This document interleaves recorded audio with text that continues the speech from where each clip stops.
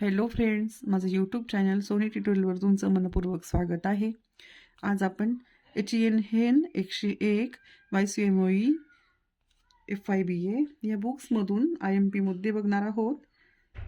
तुमचा पेपर आहे 7 जानेवारी 2026. तर तुम्हाला मी याच्यातून IMP पॉईंट सांगणार आहे. त्याआधी तुम्ही माझ्या चॅनलवर जर नवीन असणार तर चॅनलला सबस्क्राईब करा. तुम्ही विद्यार्थी माझा व्हिडिओ बघतात पण व्हिडिओला सबस्क्राईब करत नाही. तुम्ही सबस्क्राईब जर केलं तर मला आणखी व्हिडिओ बनवण्यासाठी प्रोत्साहन मिळते. तर चॅनलला सबस्क्राईब करा आणि व्हिडिओवर जर नवीन असणार तर व्हिडिओला लाईक करा आणि जास्तीत जास्त गरजू विद्यार्थ्यांपर्यंत व्हिडिओ शेअर करा. तर चला आता आपण IMP टॉपिक्स बघू. पेपरला जे येतील ते आता हिंदी आणि इंग्रजीचा 2 विषयांचे पेपर आहेत तुमचे. तर याच्यामध्ये तुम्हाला एकच बुक्समध्ये 2 विषय आहेत. तर मी तुम्हाला हिंदीचं आणि इंग्लिशचं एकाच व्हिडिओमध्ये सांगत आहे. IMP पॉईंट्स ते तुम्ही लक्षात घ्यायचे आहे. तर हिंदी म्हटल्यावरती अगदी सोपं नाही आहे, त्याच्यात पण अभ्यास करावा लागेल. हिंदी म्हटल्यावरती त्याचा अभ्यास व्यवस्थित करावा लागेल आणि इंग्लिशचा सुद्धा व्यवस्थित अभ्यास करावा लागेल, कारण ते अगदी मनाच्या भाषेतही नाही लिहिता येणार. तुम्ही जर त्याचा अभ्यास करणार, लक्षात ठेवणार त्याचे पॉईंट्स, त्याचे जर अर्थ, तर तुम्ही मनाच्या भाषेत त्याचे उत्तर लिहू शकतात. तो देखिए, अब आपका है हिंदी इकाई राष्ट्रभाषा, राजभाषा और संपर्क भाषा. ये पहला लेसन है. तो इसमें से आपको है जो स्टार किया रहता है ना, इसमें से आता है सभी जो पेपर के जो क्वेश्चंस होते हैं, जो पहले लेसन के जो रहते हैं ना, पहले दूसरे तीसरे, उसके सभी पहले 1-1, 2-2 उस पे क्वेश्चंस आते हैं. राष्ट्रभाषा हिंदी के विविध रूपों को स्पष्ट कर सकेंगे, या ये नीचे का राष्ट्रभाषा, राजभाषा और संपर्क भाषा के फर्क को समझ सकेंगे. ऐसे ही पॉइंट्स पे आपको क्वेश्चंस आता है. तो आपको इसे अच्छे से पढ़ना है और इसे ध्यान में रखना है और फिर अपने मन की भाषा में इसकी वाक्य रचना करनी है आपको. तो आपको ज़्यादा मार्क मिलेंगे. आपको कॉपी नहीं करनी यहाँ. तो बहुत से स्टूडेंट का हिंदी और इंग्लिश का बैक लगता है क्योंकि वो इतना इजी नहीं है. अगर हम इसकी पढ़ाई अच्छे से करेंगे तो हाँ, ये जो पेपर है वो इजी रहता है. इसलिए आपको इसकी पढ़ाई अच्छे से करनी है. तो देखिए, दूसरा है इकाई 1A हिंदी की शब्दावली. इसमें भी आपको स्टार दिखेंगे. स्टार में 2 ही पॉइंट्स है, तो आपको ये पढ़कर अच्छे से जाना है.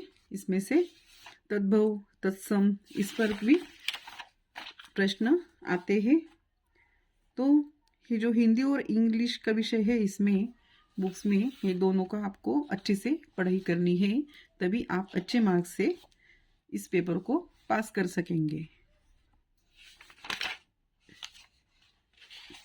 तो आपको इसमें इसका जो अर्थ है शब्दों का, तो आपको इन शब्दों को ध्यान में रखना है. इसकी जो वाक्य रचना है, इसको आपको ध्यान में रखना है और अपने मन की भाषा में भी आप लिख सकते हैं, लेकिन आपको इसे अच्छे से समझना है कि लेसन में दिया क्या है और आपको उस प्रश्न पर क्या लिखना है. मन की भाषा में अगर हम लिखें तो हमें बहुत अच्छे से मार्क्स मिलते हैं.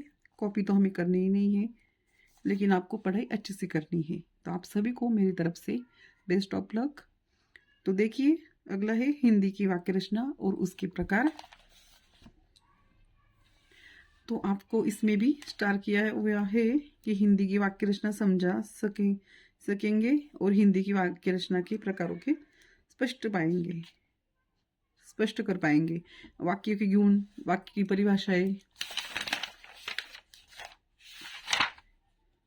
तो इसमें जो है ना, तो आपको इसका भी अच्छे से पढ़ाई करनी है. जैसे कि भाव या अर्थ की दृष्टि से वाक्य के प्रकार क्या होते हैं, विधानार्थक, ये सभी आपको इसका अच्छे से पढ़ाई करना है. इसके ऊपर आपको क्वेश्चंस आएंगे, शब्दावली, ये सब कुछ आपको अच्छे से पढ़ना है. फिर इसके बाद ये जो शब्द रहते हैं ना, ये जो लेसन है ना, इकाई 2 प्रयोजनमूलक हिंदी, इसके ऊपर भी आपको आता है प्रश्न. ये जो रहते हैं ना कार्यालयों के नाम, इसके ऊपर भी आपको पूछा जाता है इंग्लिश में, हिंदी में. तो आपको इसको भी अच्छे से पढ़कर जाना है और ध्यान में रखना है. ये सभी आपको अच्छे से करना है. फिर इसके बाद आपको ये जो पत्र का नमूना है ये भी अच्छे से करना है, इसकी तैयारी इसके ऊपर भी आता है क्वेश्चंस, तो आपको ये भी करके जाना है। कौन सा भी प्रश्न डाल सकते हैं, तो आपको सब पढ़कर जाना है और इसका कैसे उसको लिखते हैं उसको आपको ध्यान में रखना है। वाणिज्य पत्र व्यवहार,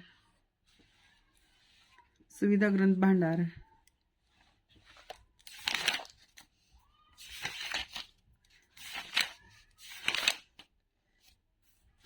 इसके बाद है इकाई 3 अनुवाद। इसमें आपको इतने सभी पॉइंट्स दिए हैं। मराठी से हिंदी में अनुवाद करने की कुछ कौशल्य प्राप्त कर सकेंगे, या मराठी और हिंदी व्याकरण के सामान्य परिचय का उपयोग अनुवाद में कर पाएंगे। इस सभी जो पॉइंट्स है ये सभी इस लेसन में है, तो आपको इस सभी लेसन में इस पॉइंट्स का अच्छे से पढ़कर जाना है। इसमें से आपको कौन सा भी प्रश्न आ सकता है। इसके बाद है English, foundation course in English. यहाँ हमारी इंग्लिश की बुक्स चालू होती है 2 फाउंडेशन कोर्स इन इंग्लिश। इसमें vocabulary and usages, structures of sentence and their transformation, reading comprehension, ऐसे सभी अलग अलग आपको इसमें लेसन है। तो इस लेसन का भी आपको अच्छे से पढ़ाई करना है। इसके ऊपर भी आपको क्वेश्चंस आते हैं। तो बहुत से स्टूडेंट का इंग्लिश वीक होने से उनका इंग्लिश में वो फेल हो जाते हैं, इसलिए आपको इंग्लिश का अच्छे से पढ़ाई करना है, तभी आपको अच्छे मार्क्स मिल सकेंगे। इसमें भी सेम है, यूनिट 1 वोकैबुलरी एंड यूज। तो आपको है ना इसमें जो दिया है स्टार वाला, इसके ऊपर अच्छे से पढ़ाई करना है। इसके ऊपर ही आपको क्वेश्चंस आते हैं, तो आपको लेसन में है जो स्टार किया हुआ है उसके ऊपर आपको अच्छे से पढ़कर ध्यान में रखना है। जैसे कि इधर लिखा है आई का, फेस का, माउथ का, ये सभी आपको अच्छे से कर जाना है। किया पढ़ाई अच्छे से तो आपको इजी जाएगा पेपर। तो आपको ये सभी अच्छे से पढ़ना है।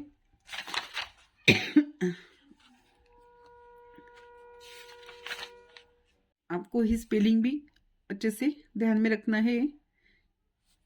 जसे म्हणजेच तुम्हाला हे स्पेलिंग लक्षात ठेवायचे आहे। माउंटेन, पर्वत, पीक, शिखर, हे सगळं जे स्पेलिंग दिलेले आहेत ना हे सर्व लक्षात ठेवायचे आहे। नंतर तुम्हाला आहे इथं समानार्थी शब्द, विरुद्धार्थी शब्द,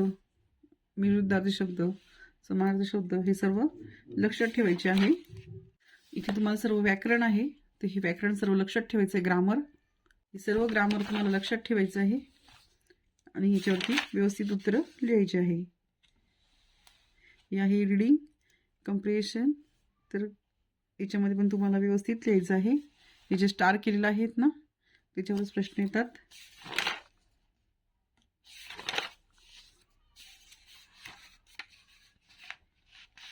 कम्युनिकेशन, ओरल, हे सुद्धा व्यवस्थित करून जायचं आहे।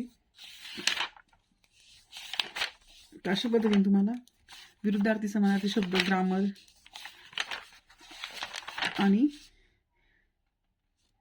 क्वेश्चनचे आन्सर येऊ शकतात।